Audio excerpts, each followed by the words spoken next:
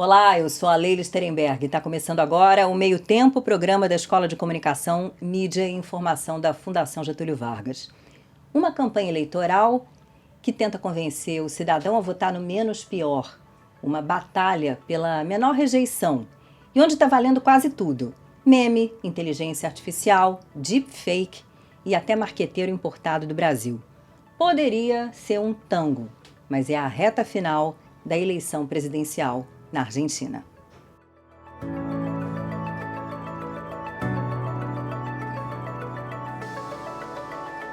Eu converso hoje com o Andrei Roman, que é sócio, fundador e CEO do Instituto de Pesquisa Atlas Intel. Foi o único que acertou, cravou a vitória do ministro da Economia Sérgio Massa no primeiro turno e também aquele que foi mais preciso ao prever os resultados das primárias lá em agosto, as chamadas Passo.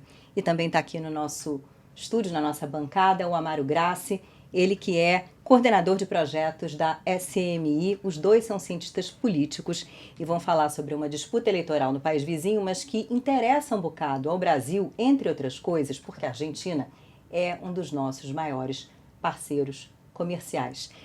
Muito bem-vindos, bem-vindo, Andrei. Obrigada por você estar aqui. O Amaro é da casa, mas bem-vindo também. Sempre um prazer, Leila. Olha, a gente costuma começar o Meio Tempo com o seguinte: a gente sabe que é um assunto quente, mas ainda assim a gente mantém esse nosso quadro inicial que se chama Quebra-Gelo. Andrei, Frankenstein ou Drácula? Aí você me pegou, Leila, né? O romeno dizer Frankenstein ao invés de Drácula, quase impossível, né? Ainda mais quando, não sei se você sabia, mas minha família vem justamente de uma cidadezinha pequena da Romênia, que hoje em dia tem 20 mil habitantes, onde justamente nasceu o Drácula. Então, escolher Frankenstein é difícil. Você acha que eu devo revelar que eu também tenho cidadania romena e nesse caso também tenho que escolher o Drácula, né? Então tem um nítido conflito de interesses aí, eu vou ter que me abster, pelo menos, nessa pergunta. Amaro. Bom, eu vou ter que então defender o Frankenstein, né? Só para fazer o contraponto aqui na mesa, a gente poder fazer um debate franco sobre o tema. Olha, Franco e Franken tá sentindo um jogo de palavras aí. Bom, enfim. O motivo que me leva a fazer essa brincadeira é o seguinte: os próprios políticos argentinos, a exemplo do senador Luiz Ruiz, começaram a comparar o ministro da Economia, Sérgio Massa, a Drácula, que chupa o sangue da população, e Javier Milei, o candidato ultraliberal, anarcocapitalista, a Frankenstein. Yo estoy optando entre Frankenstein y Drácula. Y me quedé con Frankenstein porque Frankenstein asusta. Le he construido esta frasecita porque me ayuda a explicar con claridad. Lo que quiere decir La que... frase completa como es, Frankenstein asusta. Y Drácula te chupa la sangre. Por la sangre te chupa la sangre. Y no me gusta la película de terror, te lo digo. Andrei, pesquisa da Atlas, divulgada no dia 10 de novembro, mostrou o seguinte: considerando os chamados votos afirmativos, que são os votos válidos, 52,1% para Javier Milei, de intenção de voto, e 47,9% para Sérgio Massa, sendo que na comparação com a semana anterior, um subiu 0,1 ponto percentual, no caso Milei, e o Massa caiu 0,1 ponto percentual. Milei vai ganhar a votação desse domingo, dia 19? É mais provável, de acordo com os nossos números, que ele ganhe do que ele perca, né? É uma diferença fora da margem de erro da nossa pesquisa. Na última pesquisa, a margem de erro era de 1 ponto percentual, e então a diferença de 4,2 pontos está bastante acima da margem. Não se trata de uma vantagem gigante, né? Principalmente em eleições latino-americanas. 4 pontos percentuais na semana final de uma campanha não necessariamente significa muita coisa. A gente viu, inclusive, no passado recente, presidentes que conseguiram se eleger de maneira surpreendente quando as pesquisas indicavam resultados semelhantes a esse, como, por exemplo, Gustavo Petro na Colômbia. Poucos analistas, na noite do primeiro turno na Colômbia, quando os resultados tinham sido apurados, acreditavam que era possível que o Rodolfo Hernández, naquela época, pudesse perder aquela eleição. E aconteceu muito por conta de uma desconstrução da imagem do candidato de direita, semelhante ao que está sendo feito agora com Javier Milei na Argentina. Declarações polêmicas sobre religião, no caso, o Hernández tinha ofendido a imagem da Virgem, o Milei ofendeu a imagem do Papa, muito diferente. Propostas muito radicais e polêmicas. Rodolfo Hernández tinha um monte. A gente já conhece muito bem no Brasil já algumas das propostas mais polêmicas do Javier Milei. Então existe aí uma desconstrução muito forte, que é a campanha do Sérgio Massa, a partir, como você bem mencionou também, da contribuição de alguns marqueteiros brilhantes do Brasil que foram para lá para tentar ajudar a campanha dele. Estão tentando fazer, né? Eu espero, né, que a pesquisa Atlas sempre vai ser correta. Eu torço não por um dos dois candidatos, mas pela precisão da minha pesquisa. O que eu posso dizer é que também depois desse último estudo que a gente publicou, a gente teve também um debate presidencial, que provavelmente a gente deveria também analisar, porque foi um debate muito importante e surpreendente em termos de dinâmica. E o que a gente viu depois do debate, no entanto, é uma manutenção das tendências anteriores. Ou seja, hoje em dia, os nossos dados privados, que a gente não pode jamais publicar por conta da proibição que existe na Argentina nos últimos 8 dias antes do dia da eleição, os nossos dados continuam sendo semelhantes à última pesquisa pública, ou seja, Milei continua na frente. Amaro, você que acompanha as redes sociais, houve uma diferença, uma inflexão ali na presença da campanha de Sérgio Massa nas redes até as primárias. A gente tinha uma realidade e já na corrida para o primeiro turno das eleições a gente já teve uma configuração diferente, inclusive com a presença desses marqueteiros brasileiros. Sem dúvida, né? É bom lembrar que a campanha eleitoral na Argentina é uma campanha extremamente longa, né? Se a gente considerar que as primárias, elas na verdade são quase uma prévia eleitoral, né? É uma eleição aberta, né? Então, a campanha se inicia muito cedo, são mais de 3 meses de campanha. De fato, no início, esse comparativo que se faz, né, do Milei com o Bolsonaro faz sentido porque ele se fez, digamos assim, por fora do sistema partidário, usou muito as redes, né? Ele é um candidato digital muito forte, à semelhança do que foi Bolsonaro e né, em alguma medida até hoje. Mas a gente vê que das prévias em agosto até o primeiro turno, no mês passado, de fato, a campanha do atual ministro Sérgio Massa, ela ganha uma força que se reflete na vitória dele do primeiro turno, né, que foi até alguma medida surpreendente, assim, a diferença que ele conseguiu colocar em cima do Milei, que havia sido o grande vitorioso das primárias, né, e isso se refletiu, claro, também no digital, né? Se profissionalizou, ele esteve muito mais presente. Ele não é pessoalmente, né, um personagem político assim tão viralizável, digamos assim, quanto o Milei, né? Assim, o Drácula talvez seja menos pop do que o Frankenstein no ambiente digital. Mas a gente vê que ainda assim, ainda hoje, e os nossos dados aqui mostram isso, o Milei tem ainda um desempenho digital acima, né, melhor do que o Massa, como aconteceu no Brasil, né? Mesmo no auge ali da campanha do Lula, no ambiente digital, ele nunca superou o Bolsonaro, né? A força que o Bolsonaro teve nos ambientes digitais de forma geral. Eu acho que isso se reproduz, de certa forma, na Argentina também. Como é que ficam os votos de Patrícia Bullrich? Porque isso foi uma questão, né, ao fim do primeiro turno, para quem vão esses votos? Ela declarou apoio a Milei, mas a gente sabe que há um contingente feminino que votou nela no primeiro turno e que há uma rejeição maior entre as mulheres a Milei por conta da questão do aborto e violência, liberalizar acesso às armas. Então, é automática essa transferência? Não é? E esse fator feminino, essa rejeição a Milei, quão significativo ele é? Leila, não diria que é uma transferência automática, mas é uma transferência muito maciça a partir de uma sedimentação ideológica dentro do eleitorado da Patrícia Bullrich, que seja talvez o eleitorado mais esclarecido de ponto de vista ideológico na Argentina hoje. Por que digo isso? É um eleitorado que mesmo numa campanha, no contexto de uma campanha que para a Patrícia Bullrich foi algo meio assim, uma campanha não tão forte, certo? Por conta da canibalização dos votos, por conta de umas primárias dentro de Juntos por el Cambio, que geraram uma divisão muito profunda entre uma proposta de direita dura e uma proposta mais, eu diria, quase de centro-esquerda do Lareta. Mas o eleitor da Patrícia Bullrich é um eleitor com uma cabeça muito esclarecida sobre a política, é um eleitor anti-kirchnerista, anti-peronista, diria até. É um eleitor que dificilmente migra para a esquerda. É um eleitor que esteve junto com Maurício Macri, né?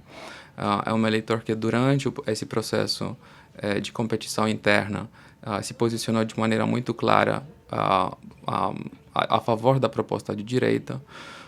Então é um eleitor que mesmo sem uma declaração formal da Patrícia Bullrich, do Macri, a favor do Milei, migraria com alguma facilidade para o Milei.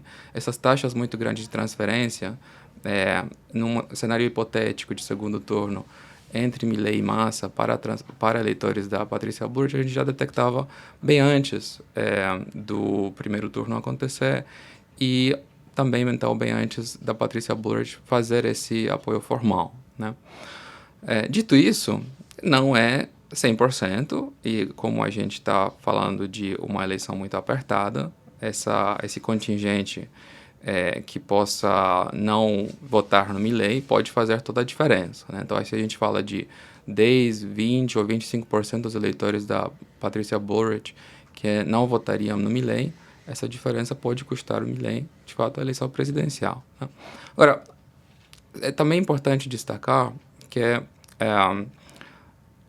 existe uma diferença entre aqueles que podem simplesmente não votar ou votar branco no dia da eleição e aqueles que votariam no Massa. A gente entende que apenas uns 15% dos eleitores da Bullrich hoje migram para o Massa, certo? E boa parte deles, de fato, são eleitores que tinham votado no Lareta, nas primárias, e depois, no contexto dessa briga interna de Juntos por el Cambio, em termos de quem apoiar. Então, é nesse segmento de eleitores que não tinham na Patrícia Bullrich a primeira opção que acontecia essa transferência para o Massa, mas o principal problema para o Milei não são esses eleitores, são aqueles eleitores que não estão convencidos de que deveriam votá-lo. Então, eles têm uma tendência, como eu tinha explicado, de votar ante o projeto do atual governo, anti-kirchnerismo, de atribuir a Sérgio Massa a culpa pela situação econômica catastrofal que enfrenta hoje a Argentina, mas não compraram integralmente nem a proposta do Javier Milei e principalmente não compraram seu estilo, certo? Existe uma clivagem geracional também na Argentina, acho que deveríamos destacar, muito forte. Se a eleição fosse apenas entre eleitores acima de 40 anos de idade, Patrícia Bullrich provavelmente já seria presidente, certo? O que salvou Javier Milei nesse ciclo eleitoral foram os eleitores muito jovens, de até 25 anos de idade. Nesse grupo, ele tem mais ou menos 60% das preferências, né? Então, eu diria que, sim, o Milei tem talvez um certo desafio com a mobilizar esse público feminino, que votou na Bullrich. Como você bem mencionou, tem algumas propostas que foram interpretadas como, no melhor caso, misóginas, no pior caso, assim, anti a pauta de direitos das mulheres. Mas, além disso, existe também o eleitor mais velho, que simplesmente não compra o discurso do Milei de ponto de vista, eu diria, civilizacional, certo?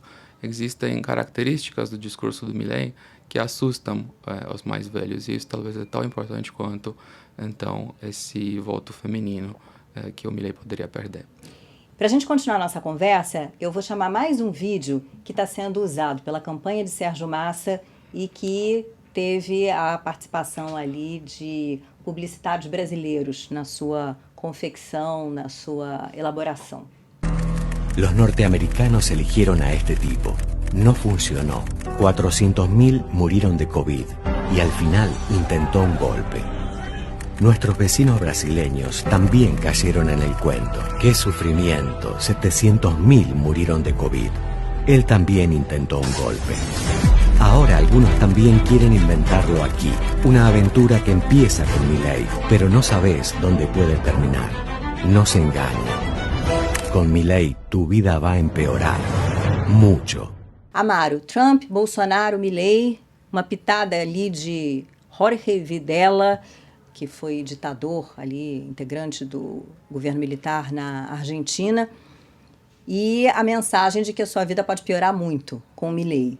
Isso está colando e é, de certa forma, a tentativa de desconstruir a figura do outsider, o candidato antissistema. Olha, não funcionou aqui, não funcionou ali, então pensem bem. Eu acredito que sim, né? Eu acho que esse é um componente, digamos, uma contribuição da eleição brasileira no caso argentino, né? Como o Andrei falou aqui, existe claramente a estratégia de explorar as fragilidades talvez do radicalismo do personagem Milei, que alimenta essa insegurança de eleitores que não estão tão convencidos, que estão cansados do peronismo, do kirchnerismo, tendem a votar na oposição, mas não estão tão convencidos ainda, tão sólidos, né, na sua decisão de votar no Milei. Então, explorar esses aspectos, né, a proximidade simbólica e de plataforma, né, do Milei, sobretudo com o Bolsonaro, acho que talvez não tanto com o Trump, embora também seja feita essa relação, mas acho que o que se utiliza mais lá, até pela proximidade do Brasil com a Argentina, é a figura do Bolsonaro, né, os aspectos negativos. E aí é como a campanha no ano passado do Lula explorou as fragilidades do Bolsonaro de forma bem sucedida. Então acho que é isso que está sendo explorado no caso da Argentina. Eu acredito que tem feito sim efeito, resultado, né? Tem gerado resultados. Já no primeiro turno, essa diferença, a gente pode lembrar que o Milei das primárias para o primeiro turno, ele teve um crescimento muito pequeno, não foi, André? Assim, quase inexpressivo. Quem cresceu realmente foi o Massa. Então agora ele depende, de fato, o Milei, não é? da transferência da Burris, principalmente. Então é um cenário um pouco que mistura, eu acho, um pouco que foi o Brasil de 2018 com 2022. Né? Então em 2018 a gente tinha um cansaço ali, né? Uma rejeição muito forte ao PT, que se traduz hoje na rejeição ao peronismo, né? Após uma crise muito aguda no caso da Argentina. E de 2022 a gente tem o quê? A estratégia da frente ampla, né, da defesa do Estado, da defesa da nação argentina, explorando essas ofensas que o Milei faz, né, ao Papa, ao Estado argentino, a símbolos, digamos assim, da argentinidade. E aí, nesse sentido, eu acho que sim, eu acho que está gerando efeito e a campanha do Massa tem insistido nesse caminho. Se vai ser o suficiente para levar a vitória, não dá para saber, não é? Mas eu acredito que tem sido uma estratégia nesse sentido bem sucedida, sim. É interessante que a pesquisa da Atlas mostra bem, né, que os eleitores, respondendo à pergunta, quem é o mais indicado para reduzir a corrupção? 51% dizem Javier Milei. Combater a insegurança, a violência, 50% Javier Milei. Combater a inflação, preços altos, 49% Javier Milei. Os números do Massa são bem mais baixos. Mas quando você chega defender as instituições democráticas, defender os direitos humanos, aí você tem lá os índices pró-Massa são expressivos, são maiores, 47% nos dois casos, e Milei fica atrás. Eu queria destacar também o uso de inteligência artificial nessa campanha. A gente sabe que inteligência artificial não está ainda regulamentada na Argentina, não há regras a respeito do que pode, o que não pode. Isso, inclusive, está em discussão no Brasil também, tem projeto de lei aí sendo elaborado. O fato é que houve coisas como um vídeo em que aparece Margaret Thatcher, isso na campanha de Sérgio Massa, e uma frase que o Milei disse uma vez: na história da humanidade houve grandes líderes, a senhora Thatcher foi um deles, e ela aparece dando ordem para atacar o Belgrano, né? Porque teve aquele episódio lá de 1982, quando o cruzador Belgrano ele foi afundado durante a Guerra das Malvinas. Então é um episódio ali dramático que fala a muitos argentinos, muitos ainda se lembram disso. E aí a frase do Massa é: um país não pode ser liderado por quem admira seus inimigos, né? Isso foi destacado aqui na reportagem da Janaína Figueiredo no jornal O Globo, mas é muito interessante. Isso é apenas um exemplo de coisas que vêm sendo feitas nessa campanha com o uso da IA, né? Sem dúvida, eu acho que talvez um dos primeiros, né, ou talvez o primeiro grande país a passar por um processo eleitoral utilizando de forma tão central a inteligência artificial, né? Então, pegou mais uma vez uma fala do Milei, né, que toca num trauma mesmo da sociedade argentina, né? Assim, a Guerra das Malvinas até hoje é um tema muito sensível, né? Assim, como aquilo foi utilizado politicamente pela ditadura, a morte de soldados muito jovens argentinos, né? Então isso está no imaginário, é um trauma da sociedade argentina. No momento que o Milei faz um elogio a Thatcher, ele é explorado muito rapidamente. Acho que isso é interessante, né? A produção de um conteúdo com uma velocidade muito grande, um conteúdo que conversa talvez com um público mais jovem, né, André, que tende hoje ao Milei. Então, assim, é muito interessante do ponto de vista da tendência do que as campanhas vão fazer daqui para frente em outros lugares, né? Tem agora, no ano que vem, a eleição americana, provavelmente, muita coisa já vai ser usada. E no Brasil, certamente, o Brasil sempre muito digamos assim, avançado no uso desses... O marketing político brasileiro tem esse reconhecimento, né? Mas só destacaria que nesses casos específicos, a inteligência artificial foi usada de uma maneira transparente, né? Olha, isso aqui é produzido para passar uma mensagem, mas produzido com inteligência artificial. A questão é quando a inteligência artificial passar a ser usada para desinformar, né? Ou seja, retratar um candidato fazendo alguma coisa que ele não fez, seja emulando a voz do candidato, ou mesmo a imagem, ou mesmo uma gravação. Aí eu acho que ainda não aconteceu nenhum caso tão crítico, mas eu diria que é uma questão de tempo, né? Não, lá mesmo houve um vídeo polêmico, 2, na verdade, um em que o Sérgio Massa aparece com os olhos esbugalhados, fazendo assim, outro em que ele estaria cheirando cocaína, e aí toda uma polêmica. Então, foi esclarecido, né? Foi esclarecido, mas houve num primeiro momento um mal-estar com essa história. Mas houve esclarecimento sobre aquele que ele está... Olha, o que eu vi foi muita especulação. Não, essas são 2 fotos montadas. Aqui tem pessoas no YouTube analisando essa história. Um esclarecimento oficial de que aquilo era uma montagem até agora. Eu fiquei... E aquilo é até muito interessante, porque talvez seja o vídeo mais viral dessa campanha. Aquele vídeo do Javier Milei num comício, cercado por pessoas, e ele completamente desorientado, com uma cara desfigurada, que... assim, de alguma forma sugere o consumo de alguma substância alucinógena, talvez. Aquilo, eu acho que dentro desses todos os conteúdos que a gente vem comentando, talvez seja o que mais impactou, né? Por quê? Porque existia já alguma espécie de lenda urbana de envolvimento do Sérgio Massa com os narcos, né? Não estou dizendo que o Sérgio Massa está envolvido com os narcos, estou falando que existe uma lenda urbana em relação a isso. Então, especulou a partir de algo que já existia, né, como um vídeo bem destrutivo para a figura do Sérgio Massa. E até hoje, assim, tem muita gente que defende nas redes sociais de que aquele vídeo é autêntico e que não foi manipulado. Eu não vi um esclarecimento claro de que se trata de uma manipulação. Também acho que é importante pontuar que, às vezes, esses conteúdos, mesmo sendo comprovados falsos, o impacto ainda permanece. Porque muitas vezes é mais o que as pessoas querem acreditar. Se o conteúdo reafirma opiniões que as pessoas já têm, chega a ter quase uma aderência imediata, e as pessoas compartilham, mesmo sabendo que aquilo é inautêntico, porque confirmam o que as pessoas de fato acreditam em termos de visão de mundo, né? E isso é cada vez mais problemático para a democracia, né? A gente tem cada vez mais narrativas que a gente sabe que são falsas, que estão sendo utilizadas de forma contínua para ganhar vantagem eleitoral. Nos Estados Unidos se fala até hoje sobre a grande fraude da eleição que o Joe Biden venceu, sobre o steal, né, daquela eleição. Não se comprovou nada.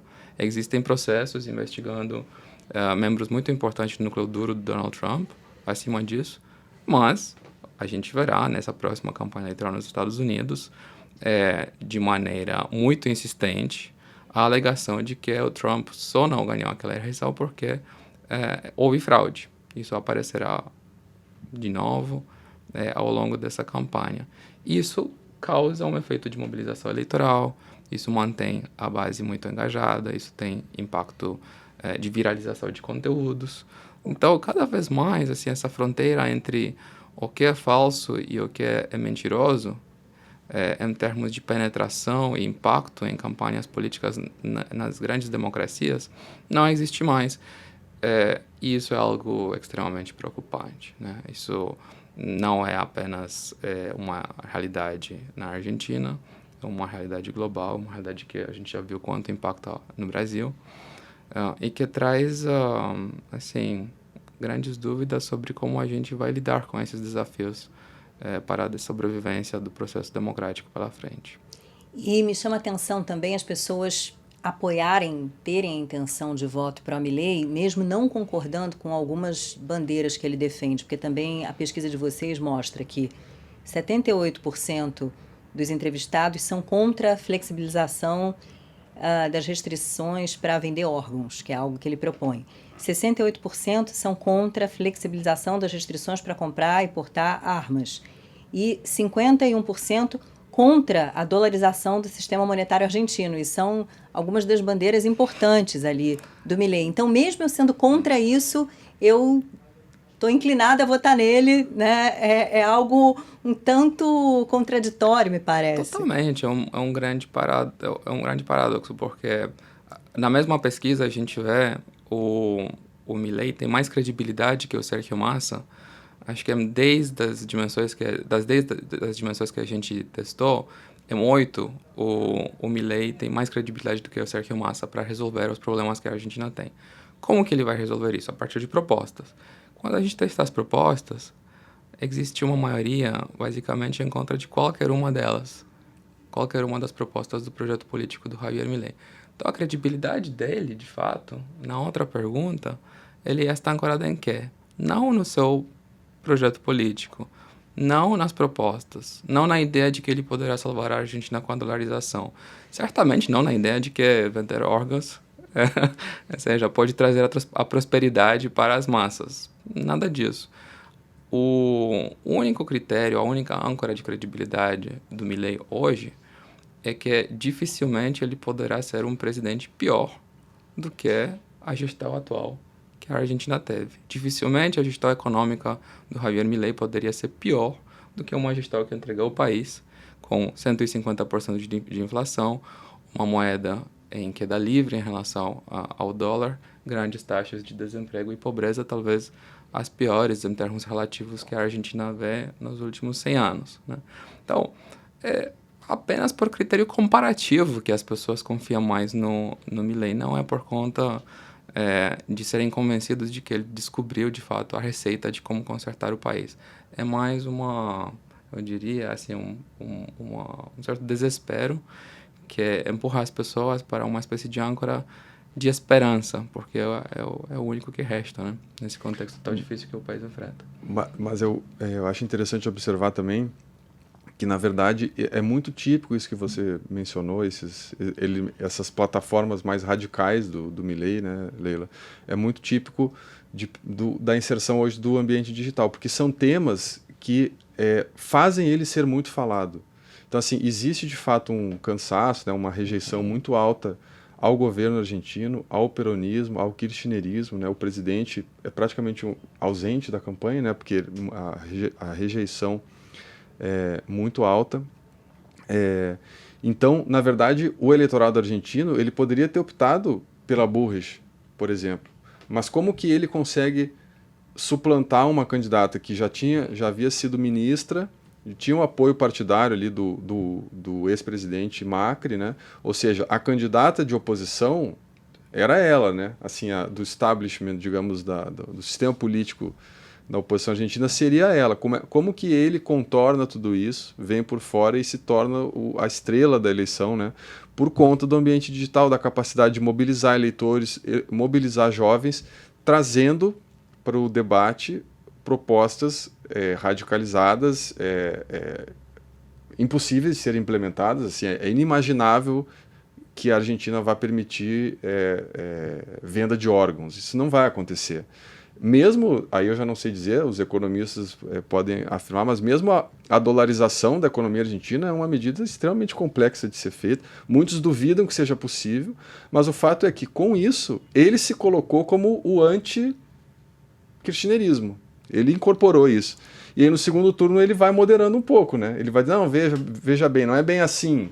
A gente vai fazer isso, vai fazer aquilo, mas a imagem já está consolidada. Ele já incorporou simbolicamente o anti-kirchnerismo, né? E aí aí eu concordo com o Andrei, a chance de vitória dele é essa, muito mais do que o que ele está propondo objetivamente como propostas, né, de governo. Ele capitalizou muito bem a raiva dos argentinos. Existe uma raiva, um governo que tem 80% de desaprovação, certo? É muito característico de uma situação de raiva.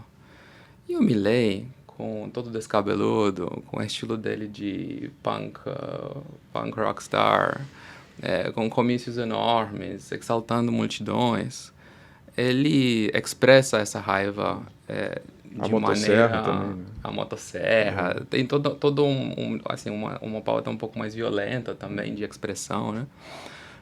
Ele conseguia expressar isso de uma forma que a Bullrich simplesmente não conseguia. Tinha um fator carisma ali que faltava. Já que você falou da dolarização, Amaro, vamos para aquele nosso Minuto Inteligência Artificial.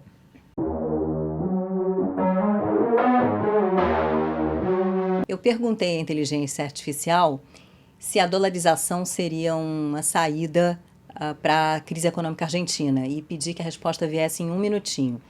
Resposta: a dolarização é uma opção que pode ser considerada como uma saída para a economia argentina, mas também apresenta desafios e riscos. Ao adotar o dólar como moeda oficial, a Argentina eliminaria a inflação e ganharia estabilidade monetária. Isso poderia atrair investimentos e facilitar o comércio internacional. No entanto, a dolarização também limitaria a capacidade do governo de implementar políticas monetárias e fiscais para estimular a economia. Além disso, a Argentina teria que lidar com a dependência da política monetária dos Estados Unidos e com a volatilidade do dólar. Portanto, a dolarização pode ser uma opção a ser considerada, mas é importante avaliar cuidadosamente os prós e contras antes de tomar uma decisão. Tem a questão também de não haver dólares disponíveis nesse momento nas reservas argentinas para fazer uma dolarização da economia, né? Talvez esse seja o ponto principal que a inteligência artificial não mencionou nessa resposta, porque você lendo essa resposta parecia mais uma proposta de por que fazer a dolarização, né?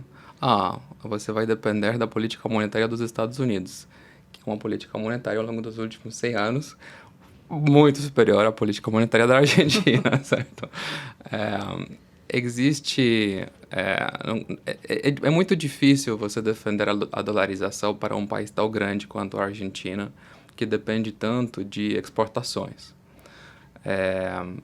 Do ponto de vista da eficiência dessa medida no longo prazo, acho que qualquer economista esclarecido diria que é uma medida que vai trazer custos de competitividade e de empobrecimento no longo prazo que são simplesmente inimagináveis.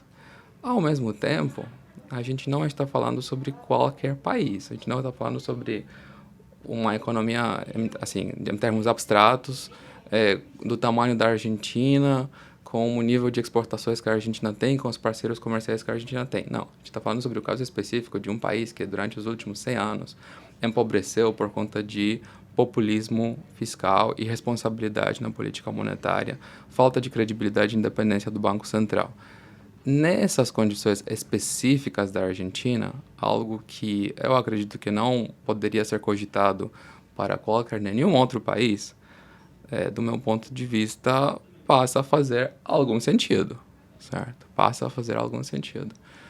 Porque o que é pior no longo prazo, né? Você ter uma política monetária que não é, talvez, ideal, porque não é perfeitamente otimizada, porque traz um custo de competitividade, porque igual no Brasil você teria um custo argentino, né? Isso é pior do que você ter inflação a 150% por ano. Isso é pior do que você ter uma crise de endividamento a cada 20 anos, onde o país entra em default e por conta disso a economia basicamente entra numa espiral cataclísmica por 3, 4 anos, a cada 20 anos. Sim, realmente um contexto tão particular da Argentina, onde algo que em termos de política econômica não faria sentido normalmente, passa a fazer algum sentido. Mas tem muita bravata também. Dizer que não vai fazer negócio com a China, se não fosse a China, a Argentina teria dado novo calote esse ano. Foi graças a uma operação de swap cambial, graças a muito yuan, que a Argentina não deu calote no FMI, na parcela de serviço da dívida aí, que ia vencer. E tem outras coisas, não encontrar Lula. O Brasil é um parceiro incontornável. Dizer que não vai ter relações com Lula e aí ser contra o Mercosul, tem muita coisa que, na prática, Milei diz que vai fazer, mas que talvez não sejam execuíveis, até por uma resistência do próprio empresariado argentino. Isso são bravatas que a gente conhece bem, né, Leila? Porque assim, a gente passou 4 anos também em pé de guerra retoricamente com a China. Isso alterou praticamente nada, justamente porque a dependência, né, do Brasil também, do comércio com a China hoje, é muito grande. No caso da Argentina, igualmente, e no caso da Argentina tem o Brasil, né, que responde, não tem o número de cabeça, mas assim, por uma parcela bem expressiva da balança comercial argentina, importação, exportação. Provavelmente os produtos industrializados que a Argentina ainda produz tem no Brasil um dos principais mercados. Então, assim, é mais uma bravata, realmente não acho que seja exequível adotar esse tipo de postura. Que eu acho que ele já está até moderando um pouco no seu discurso visando o segundo turno, né?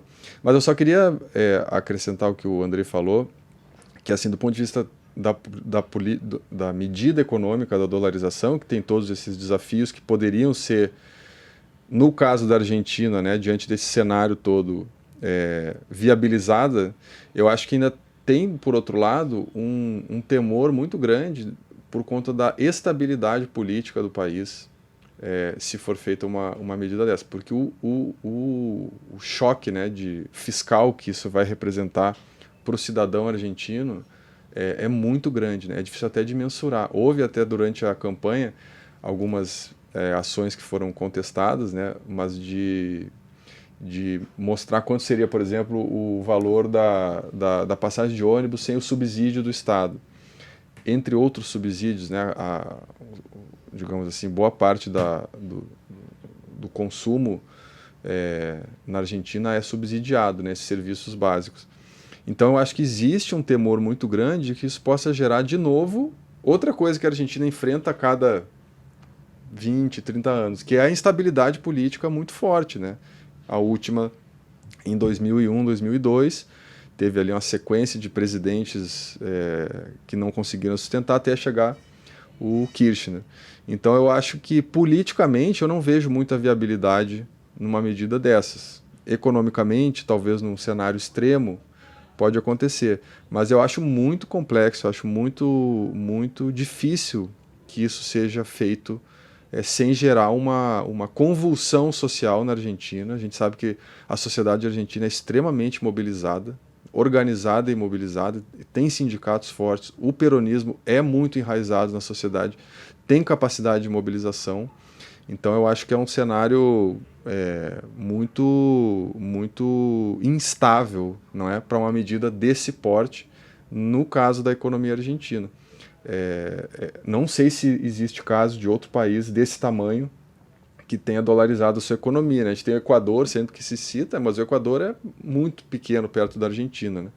Então eu acho que politicamente eu entendo que é muito incerta a possibilidade de fazer Tem a uma medida possibilidade de dessa. uma âncora cambial, isso já foi usado Já lá foi atrás, até no Brasil isso foi uma referência ali no começo do Plano Real, mas de qualquer forma, para a gente encerrar, rapazes, se Milei efetivamente se eleger, como indicam os números da Atlas, nesse dia 19 de novembro, que mensagem isso passa para o mundo? Que mensagem isso passa em termos de é um candidato antissistema que venceu num país do porte da Argentina? Que mensagem isso passa se a gente tem em conta que no ano que vem tem eleições nos Estados Unidos e Trump pode voltar? Em breve, eleições na França e há um crescimento de uma candidata como Marine Le Pen. Há, na Alemanha, um crescimento de um partido como a Alternative für Deutschland, a AfD. O que significa e o que significa para nós brasileiros? Amaro? Bom, eu acho que significa muito disso que você menciona, né, Leila? Ou seja, mais um caso, digamos, de uma série de candidatos extremistas, digamos assim, né, politicamente, economicamente, que se viabiliza e se viabiliza muito em função, claro, das possibilidades que o ambiente digital permitiu. Eu acho que isso é inegável, mas existem razões mais fundas, né, mais profundas, digamos assim, de aumento da desigualdade, de queda da capacidade de entrega do Estado, né, dos serviços públicos. Então isso acontece nos países desenvolvidos, isso está acontecendo, né? A capacidade do Estado de bem-estar de prover um serviço de qualidade, dar oportunidade para as pessoas, ele se fragilizou e abriu espaço para candidatos desse tipo. Claro que esse é um debate muito longo, assim, difícil sintetizar. Mas no caso da Argentina, eu acrescentaria assim, que manda uma mensagem de quase, eu diria, comovente de como um país, como a Argentina, né, que já foi um dos países mais ricos do mundo, isso é falado há muito tempo já, e parece que não tem fim. Vem daí a raiva, né, André, assim, do argentino, talvez, de como chegamos até aqui. Sempre cavaram um buraco mais profundo. Não aguento, né? mais isso, o que eu faço? Vou apertar aqui, dinamitar tudo, porque eu não aguento mais isso, né? Passar a serra elétrica. Eu vou passar a serra elétrica, mesmo que isso seja irracional, que não vá resolver os problemas, assim, mas o nível de esgotamento, né, eu acho, do argentino com essa realidade é tão grande que pode levar à eleição de um candidato como o Milei, né, que seria impensável há pouco tempo. Eu acho que isso digamos, é triste de ver, né, a Argentina nessa situação. Então acho que isso que passa também uma possível eleição do Milei, né? Eu coincido com a visão do Amaro. A imagem em nível global provavelmente será muito diferente da imagem dos próprios argentinos sobre o mesmo evento. A nível internacional, o Milei será considerado como um expoente de uma onda de apoio à direita radical que está se concretizando em tudo e qualquer canto, desde os Estados Unidos até a Hungria, até a Itália, até o Brasil, e agora até na Argentina, que todo mundo tende a associar com o peronismo como uma fortaleza muito grande da esquerda. Então será a máxima comprovação de que nem sequer esses países latino-americanos, onde a esquerda sempre foi quase hegemônica, conseguiram escapar esse fenômeno da direita radical, né? Dentro da Argentina, eu acho que o entendimento será completamente outro. Não acho que os argentinos associam de maneira instintiva o Milei ao Trump ou ao Bolsonaro, tanto é que essas figuras têm uma rejeição muito ampla na Argentina. Então, eles enxergam alguns atributos positivos no Milei que eles não enxergam em alguns desses líderes de direita que já se elegeram em outros países. E a partir dessa contradição também vem talvez o impacto que não seja no curto prazo, mas no médio e longo prazo. Se o Milei se elege, vai depender muito do quanto ele vai surpreender ou não os seus detratores. É possível que seja realmente uma catástrofe, que gere um cenário de falta de governabilidade. É possível até que ele não consiga sobreviver ao longo do mandato, que ele precisa se autodemitir. Ou, pelo contrário, você pode ver uma junção de crítica de forças no Congresso. É importante destacar que o peronismo nunca esteve mais fraco em termos de representação legislativa que hoje. A habilidade de uma maioria no Congresso argentino de passar reformas, numa hipotética vitória do Milei, seria muito mais ampla do que foi para o Maurício Macri. O Maurício Macri sempre precisou, por conta de mínimas maiorias, agir com muita cautela e com muito gradualismo. Isso limitou muito a habilidade dele de realmente ter um êxito em termos de política econômica. Essas são limitações que talvez não serão aplicáveis a um Milei se ele tiver a inteligência, a sabedoria, a moderação, que até agora não foi um dos seus atributos mais evidentes, mas quem sabe pela frente. Se ele for conseguir navegar bem esse contexto de oportunidade em termos legislativos, a Argentina pode realmente incorporar algumas reformas que coloquem o país numa trajetória de reconstruir sua prosperidade. Se isso for o caso, aí você realmente tem implicações muito importantes para a Argentina e também para a leitura desse fenômeno a nível global. Porque você poderá ter, talvez pela primeira vez, a comprovação de que a direita radical chega no poder e, de fato, entrega um país consertado depois de uma gestão que todo mundo esperava que ia ser desastrosa. Muitas interrogações no horizonte, no nosso radar, e vamos ter que esperar o resultado das urnas e vamos ter que esperar os primeiros momentos do governo, seja ele de quem for. Rapazes, muito obrigada, Andrei, pela sua presença aqui. Obrigada também, Amaro. Obrigada a vocês pela audiência, pela companhia e até o próximo Meio Tempo.